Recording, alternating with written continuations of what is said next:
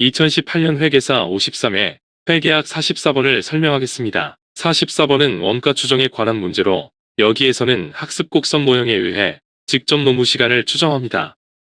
이 영상은 온에어 음성 제작 프로그램을 이용하였음을 알려드립니다. 2018년도 공인회계사 53회 회계학 시험에서는 1번부터 50번까지 50문제가 출제되었는데 1번부터 35번까지 35문제는 재무회계 분야에서 출제되었고 36번부터 40번까지 5문제는 정부회계 분야에서 출제되었습니다. 41번부터 50번까지 10문제는 원가관리회계 분야에서 출제되었는데 이 중 3문제는 원가회계 분야에서 출제되었고 나머지 7문제는 관리회계 분야에서 출제되었습니다. 이 문제들의 난이도는 출제 분야에 대한 기본적 개념을 파악하면 풀 수 있는 보통 수준의 문제이기 때문에 이 문제를 통해서 반복적으로 출제되는 출제 분야와 출제 경향을 파악하고 출제 분야에 대한 개념을 명확히 정리하여 익숙해질 때까지 반복 숙달하는 것이 중요합니다. 특히 2018년도에 출제된 문제들은 출제 분야에 대한 이해를 깊게 하는 문제들이 출제되었기 때문에 이 문제들이 익숙해질 때까지 반복해서 풀어보는 것이 중요합니다. 44번은 원가 추정에 관한 문제로 여기에서는 학습 곡선 모형에 의해 직접 노무 시간을 추정합니다.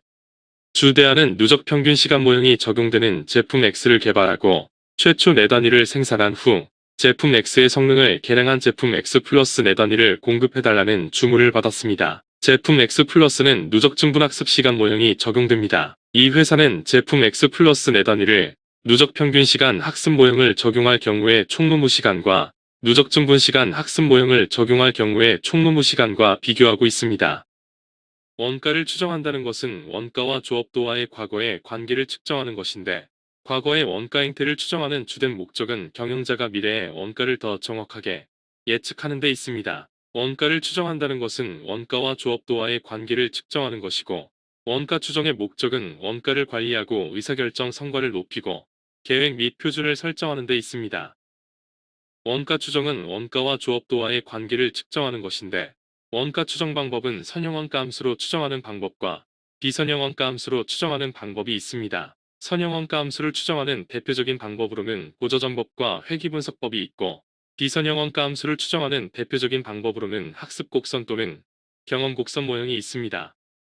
학습곡선 효과는 누적 생산량이 증가함에 따라 추가적으로 투입되는 단위당 직접 노무 시간이 감소하는 현상인데 생산에 투입되는 원자재와 작업자의 기술이 향상되고 작업 방법이나 작업도구, 공정설계, 제품 설계, 공정설계 등이 지속적 개선됨으로 인해 나타납니다.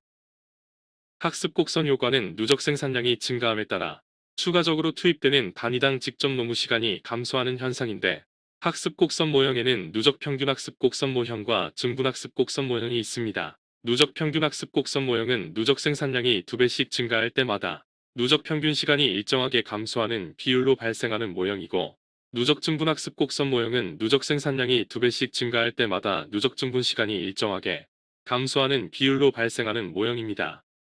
학습 곡선 모형에서는 누적 생산량이 2배씩 증가할 때마다 누적 평균 또는 누적 증분 직접 노무 시간이 감소하면서 발생하는데 누적 생산량이 적은 생산 초기에는 이러한 학습 곡선 효과가 크게 나타나고 누적 생산량이 많아져서 생산이 대량 생산 단계에 돌입하면 학습 곡선 효과가 미미해집니다. 누적 평균 시간 학습 모형은 누적 생산량이 2배씩 증가할 때마다 누적 평균 시간이 일정한 비율로 발생하는 모형입니다. 누적 평균 시간 모형을 적용할 경우 누적 생산량의 한 단위였을 때의 누적 평균 시간은 120시간이고 누적 생산량이 2배인 누적 생산량이 2단위일 때의 누적 평균 시간이 102시간이어서 이 회사의 학습률은 85%입니다. 따라서 누적 생산량이 또 2배인 4단위의 누적 평균 노무 시간은 86.7시간이고 또 누적 생산량이 2배가 증가한 8단위일 때의 누적 평균 노무 시간은 73.69시간입니다. 누적 생산량이 4단위일 때의 누적 노무 시간은 누적 평균 노무 시간 86.7시간에 누적 생산량 4단위를 곱한 346.8시간이고 누적 생산량이 8단위일 때의 누적 노무 시간은 누적 평균 노무 시간 73.69시간에 누적 생산량 8단위를 곱한 587.52시간입니다. 따라서 누적 생산량 4단위를 생산한 후에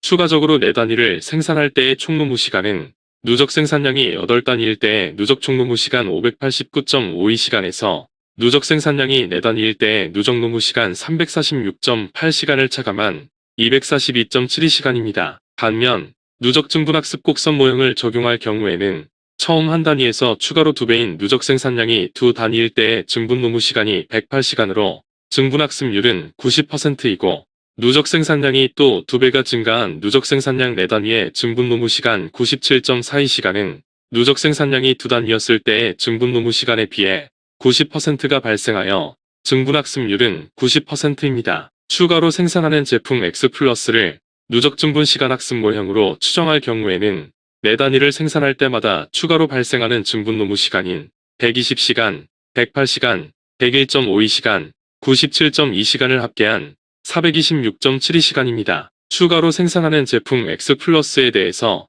누적 평균 시간 학습 모형을 적용할 때의 총 노무 시간은 242.72시간이고 누적 증분 시간 학습 모형을 적용할 때의 총 노무 시간은 426.72시간으로 두 가지 학습 곡선 모형에 의한 총 노무 원가의 차이는 184시간이고 이 문제의 정답은 3번입니다.